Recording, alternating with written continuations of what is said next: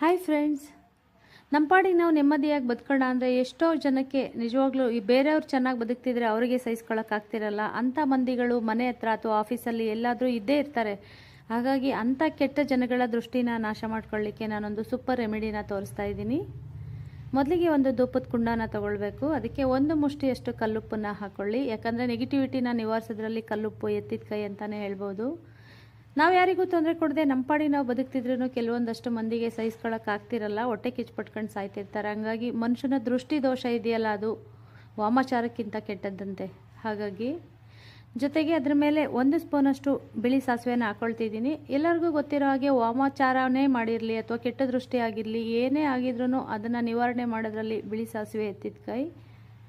ನೋಡಿ, ಬಿಳಿ ಸಾಸಿವೆನ ಹಾಕ್ಕೊಂಡಿದ್ದೀನಿ. ಎಲ್ಲ ಗ್ರಂಥಿಗೆ ಅಂಗಡಿಯಲ್ಲೂ ಸಿಗುತ್ತೆ. ತಂದು ಇಟ್ಕೊಂಡಿದ್ರೆ ಇಂಥ ಸಂದರ್ಭಗಳಲ್ಲಿ ದೃಷ್ಟಿ ದೋಷನ ನಿವಾರಣೆ ಮಾಡ್ಕೊಳ್ಳಿಕ್ಕೆ ಬೇಕಾಗುತ್ತೆ. ಹಾಗೆ ಇನ್ನು 5 ಕರ್ಪೂರನ ತಗೊಂಡಿದ್ದೀನಿ. ಕರ್ಪೂರ ವಾಸ್ತುಶಾಸ್ತ್ರದ ಪ್ರಕಾರ ನಕಾರಾತ್ಮಕ ಶಕ್ತಿನ ದೂರ ಮಾಡುವಲ್ಲಿ ಯಶಸ್ವಿ ಅಂತ ಹೇಳ್ತಾರೆ. ಹಾಗಾಗಿ ಶುಭದಾಯಕ ಕೂಡ. ಅದಕ್ಕೆ 5 ಕರ್ಪೂರನ ತಗೊಂಡಿದ್ದೀನಿ.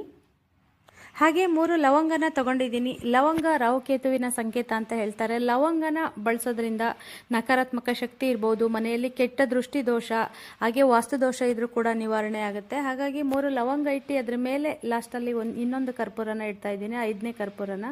ಇದಿಷ್ಟನ್ನು ಇಟ್ಬಿಟ್ಟು ಹಚ್ಚಿ ಸಂಜೆ ಮನೆಯೆಲ್ಲ ಧೂಪನ ತೋರಿಸ್ಬಿಟ್ಟು ಬಾಗ್ಲತ್ರ, ಅಂದರೆ ನಡೆ ಬಾಗ್ಲು ಅಂತ ಏನು ಹೇಳ್ತೀವಿ, ಮುಖ್ಯ ದ್ವಾರ, ಅಲ್ಲಿ ಇಡಬೇಕು. ಇದನ್ನು ಪೂರ್ತಿಯಾಗಿ ಎಲ್ಲ ಹುರಿದು ಭಸ್ಮ ಆದ ನಂತರ ಹಸಿರು ಗಿಡದ ಬುಡದಲ್ಲಿ ತಗೊಂಡೋಗಿ ಹಾಕಬೇಕಾಗುತ್ತೆ. ಇದನ್ನು ಮಂಗಳವಾರ, ಶುಕ್ರವಾರ ಮತ್ತು ತುಂಬ ದೃಷ್ಟಿ ದೋಷ ಇದ್ದರೆ ಶನಿವಾರ ಮಾಡ್ಕೊಳ್ಳಿ. ಸಂಜೆ 5 ಕಾಲಿಂದ 6 ಕಾಲು ಅಂದರೆ ಗೋಧೂಳಿ ಸಮಯದಲ್ಲಿ ಈ ರೆಮಿಡಿನ ಮಾಡ್ಕೊಳ್ಳೋ ಅಂಥದ್ದು. ಈ ರೆಮಿಡಿನ ಯಾರೋ ತೋರಿಸಿದ್ದನ್ನು ನಾನು ಮಾಡಿದ್ದೆ, ನನಗೆ ಪಾಸಿಟಿವಿಟಿ ಸಿಕ್ಕಿದೆ. ಹಾಗಾಗಿ ಈ ರೆಮಿಡಿನ ನಿಮ್ಮೊಟ್ಟಿಗೆ ಶೇರ್ ಮಾಡ್ತಿದ್ದೀನಿ.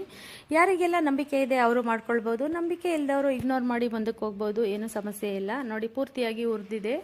ಈ ಹುರಿದು ಬೂದಿ ಆಗಿರೋದನ್ನು ಹಸಿರು ಗಿಡದ ಬುಡದಲ್ಲಿ ತಗೊಂಡೋಗಿ ಹಾಕಬೇಕಾಗತ್ತೆ.